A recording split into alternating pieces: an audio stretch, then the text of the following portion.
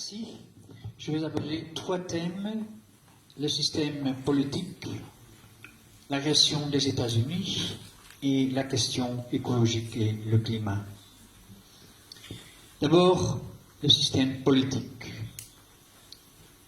Pour bien comprendre le système chinois, je pense qu'il est utile de le comparer à notre système et de voir aussi les différences. Lorsqu'il s'agit de la démocratie, ici, à l'Occident, on met l'accent sur le côté input, c'est-à-dire sur la question comment et par qui la décision se prend.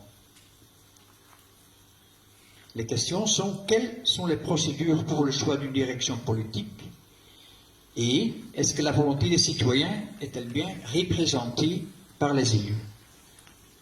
Chez nous, c'est surtout les élections qui comptent le plus.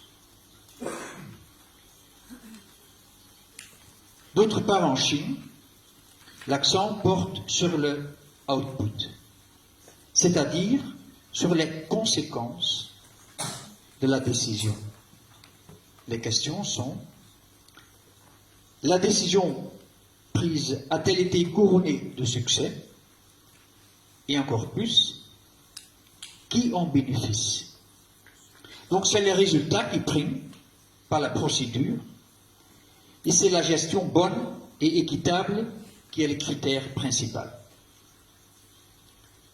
À cet égard, les Chinois attachent plus d'importance à la qualité de leurs politiciens qu'aux procédures de choix de leurs dirigeants politiques. Selon un des experts les plus connus sur le système politique chinois, Daniel Bell, selon lui, le système politique est la combinaison de trois choses: méritocratie au sommet, démocratie à la base, et entre ces deux niveaux, un espace de, disons, d'expérimentation. Le sommet. Les dirigeants politiques sont choisis sur base de leur mérite, donc système méritocratie, mais avant de parvenir au sommet, ils réalisent un très lourd parcours de formation, de pratique et d'évaluation. Et c'est un système assez sévère.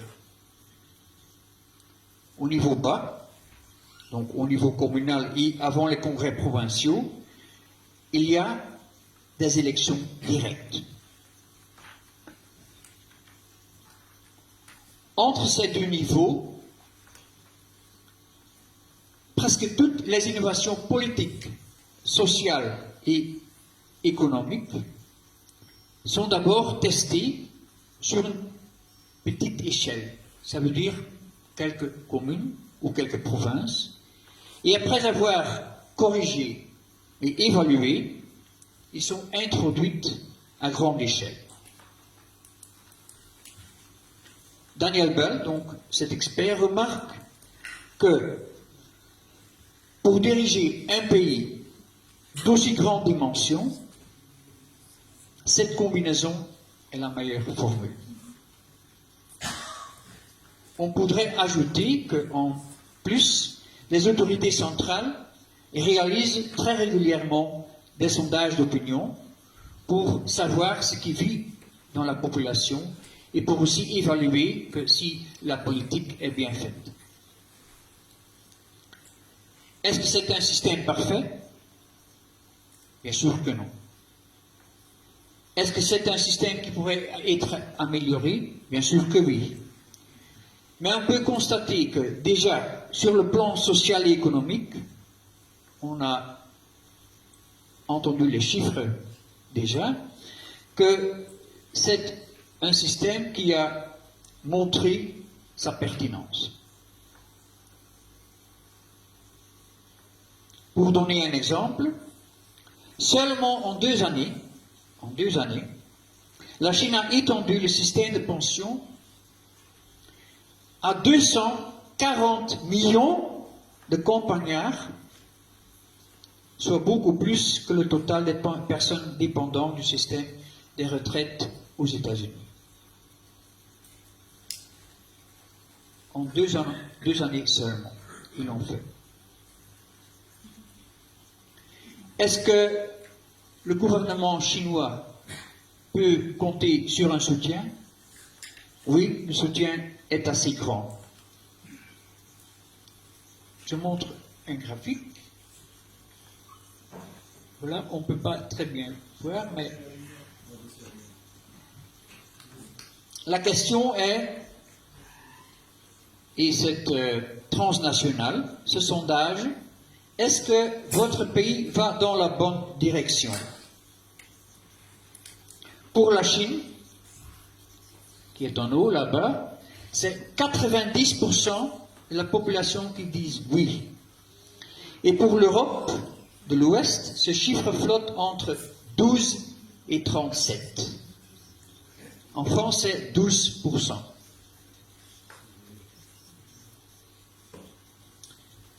Alors, quel est le rôle du Parti communiste? C'est très facile de dire. Le Parti communiste, c'est la colonne vertébrale de ce modèle. Avec plus de 90 millions de membres, c'est de loin la plus grande organisation politique au monde. L'utilité et voire la nécessité d'une telle colonne vertébrale est liée aux proportions gigantesques du pays. Il faut savoir que la Chine a la taille d'un continent. Elle a 17 fois la taille de la France et compte autant d'habitants que l'Europe de l'Ouest, l'Europe de l'Est, les pays arabes, la Russie et l'Asie centrale réunis. Adapté à la situation européenne, cela signifierait que l'Égypte ou la Kirghizie devaient être dirigées depuis Bruxelles. Si on voit déjà à quel point il est difficile de maintenir une Europe avec 500 millions d'habitants, alors vous pouvez imaginer combien il est difficile pour la Chine avec 1,3 milliard de personnes. Et en outre, où les différences entre les régions sont très très grandes, beaucoup plus grandes qu'en Europe. Vu ces grandes différences et ces proportions, et les défis gigantesques, une puissance force de cohésion et cohérence est indispensable pour que le pays reste gérable. Je vais citer The Economist, la revue, qui, parlait franchement, a peu de sympathie pour la Chine. Je la cite. Les dirigeants chinois croient que le pays ne peut rester uni sans un système de parti unique qui soit aussi solide qu'un empereur. Ils ajoutent, et ils peuvent bien avoir raison. C'est ce que dit The Economist. Ils peuvent bien avoir raison. Comment fonctionne le parti? Eh bien, le parti recrute les personnes les plus compétentes. Et c'est, je l'ai déjà mentionné, le processus de sélection est très sévère. Je cite un expert, peut-être le plus connu de l'Asie, Kishore Mahbubani. Je le cite. Loin d'être un système dictatorial arbitraire, le Parti communiste chinois a réussi à créer un système de règles solides et durables, ni fragile ni vulnérable. Plus impressionnant encore, ce système de régulation a sans doute engendré la meilleure série de dirigeants jamais produits en Chine. Et l'autre graphique, enfin, on ne peut pas voir très bien, mais la question est, c'est un sondage qui est fait d'un journal démocratique de Taïwan, donc pas en Chine, mais en Taïwan. Et la question est, notre système de gouvernement fonctionne bien, comme il n'a pas besoin que de changement, ça fait 72%. Et si on demande aux gens, est-ce que vous êtes derrière le système du Parti communiste, 3/4 des personnes disent oui. Donc c'est un chiffre énorme. De nouveau, Est-ce que c'est un système idéal? Non. Est-ce que c'est un modèle pour nous? C'est comme Rémi l'a dit, c'est pas un modèle pour copier, mais on peut en tirer pas mal de leçons.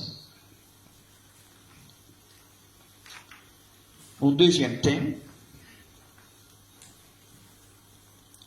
l'agression des États-Unis. Mon point de départ, c'est le grand bond en avant réalisé par la Chine sur le plan de la technologie et la croissance spectaculaire de l'économie, dont Rémi a déjà parlé. Cela a jeté des bases solides pour la construction d'une société socialiste. Évidemment, ce n'est pas du goût du Washington. Mais encore plus grave, la Chine risque de dépasser, et est en train de dépasser, les États-Unis économiquement. On peut voir ça avec ces deux graphiques.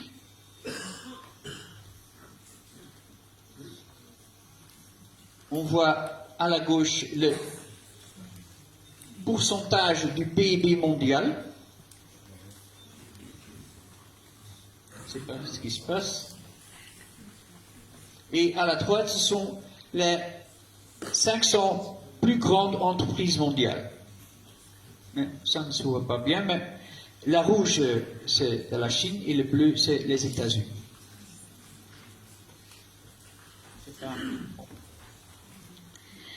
Alors, ces deux phénomènes nourrissent la nouvelle guerre froide entre les États-Unis et la Chine, ainsi que la menace d'une guerre chaude. Et ce n'est pas seulement le président Trump qui dit ça. Dans le cadre des discussions budgétaires pour 2019, le Congrès, donc les deux partis ensemble, les démocrates et les républicains, ont déclaré que, je cite, la concurrence stratégique à long terme avec la Chine est une priorité pour les États-Unis. Cela ne concerne pas seulement les aspects économiques, mais bien une stratégie totale qui doit se mener sur plusieurs fronts. Et l'objectif est de conserver la dominance des États-Unis sur 3 domaines: technologie, industrie et armement. Ce que le président Trump veut, c'est une reset, une réinitialisation complète des relations économiques entre ces deux pays. Et peut-être la guerre commerciale latente saute aux yeux, mais celle-ci n'est que la messagère d'une stratégie plus large impliquant aussi les investissements, tant chinois aux États-Unis que états-uniens en Chine. Et en premier lieu seront visés les secteurs stratégiques, afin de disloquer la montée technologique de la Chine. Ce n'est pas un hasard que, par exemple, l'entreprise Huawei, très en avance dans le développement de la technologie 5G, est tombée dans le viseur américain. Et cette guerre économique, on essaye de l'étendre, les États-Unis essayent de l'étendre à d'autres pays, soit en leur faisant des clauses dans les traités commerciaux, soit en les mettant simplement sous pression. Et l'objectif est de tracer une sorte de rideau de fer économique autour du pays. La stratégie militaire alors. Il y a 2 pistes. La course aux armements et 2, la prise en tenaille du pays. La course aux armements est en plein essor.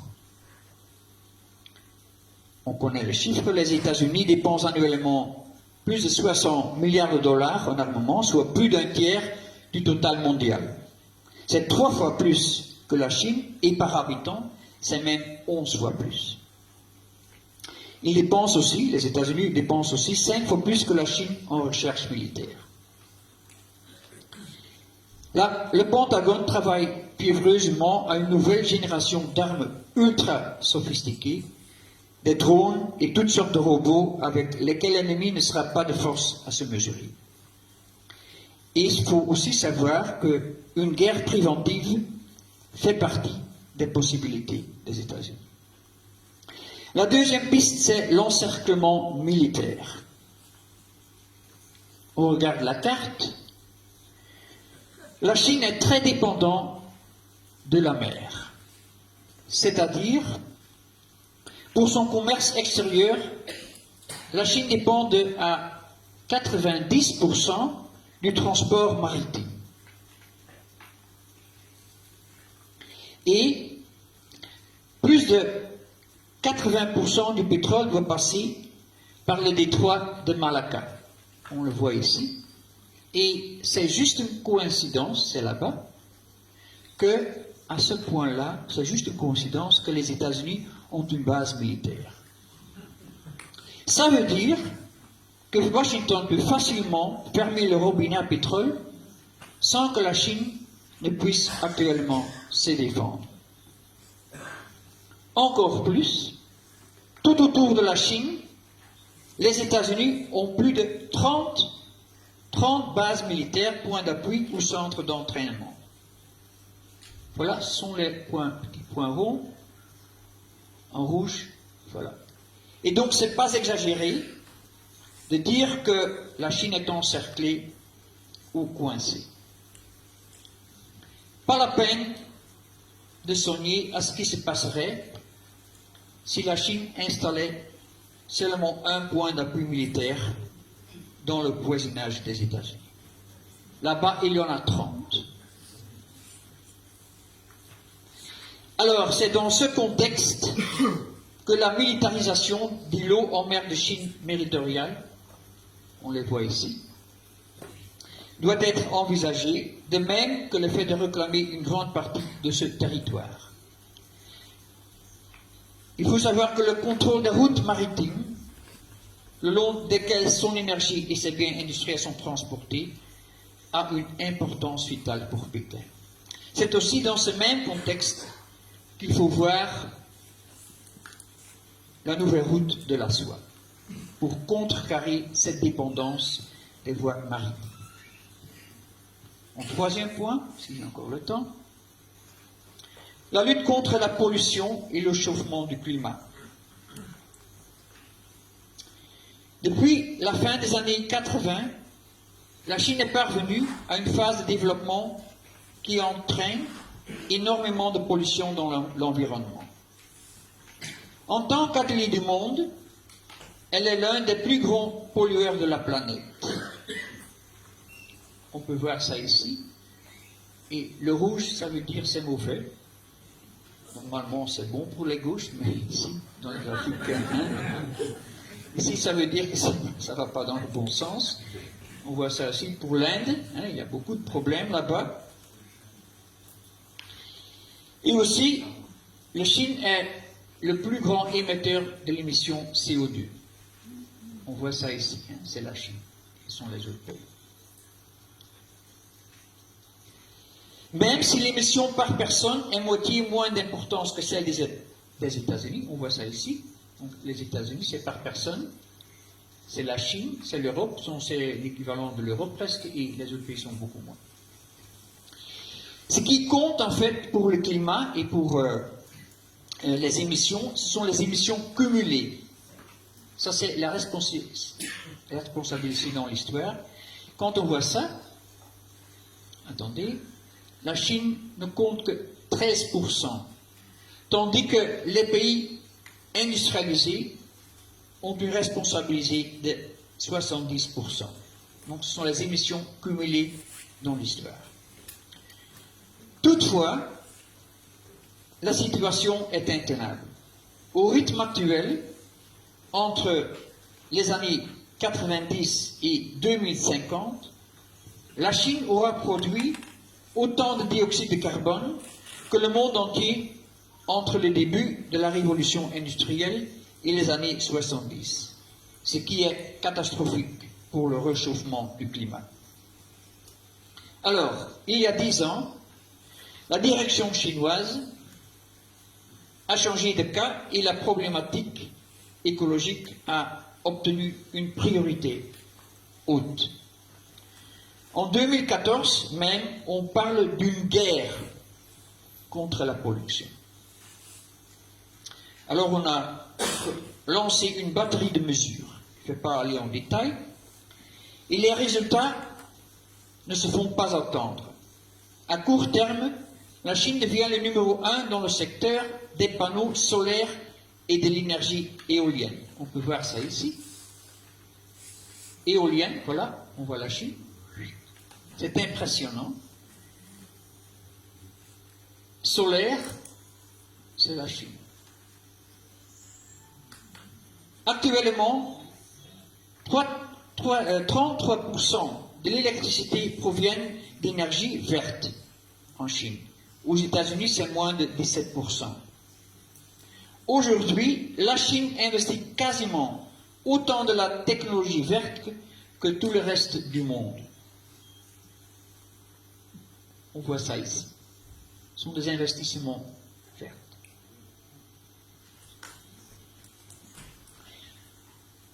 Dans un avenir proche, la Chine veut aussi piéger des millions de tonnes de CO2 dans le sous-sol.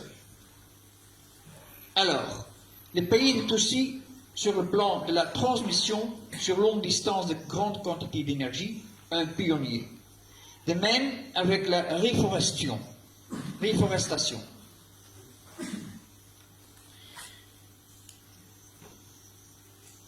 À niveau mondial, la Chine joue aussi, on l'a déjà dit, joue aussi un rôle clé dans la lutte contre le réchauffement climatique. Ça a été déjà mentionné. Quand Trump s'est retiré de l'accord en 2017, Pékin a déclaré vouloir tout mettre en œuvre pour atteindre les objectifs de la COP 21, donc pour l'accord du Paris. Et aussi, très important, la Chine joue les intermédiaires entre les pays riches, industrialisés, et les pays en développement. C'est grâce aux efforts de la Chine que la grande majorité des pays en développement se sont alignés derrière les objectifs de la COP 21. En Chine, je vais terminer, en Chine, même, beaucoup de chemin reste à faire, c'est évident, mais ça va dans la bonne direction.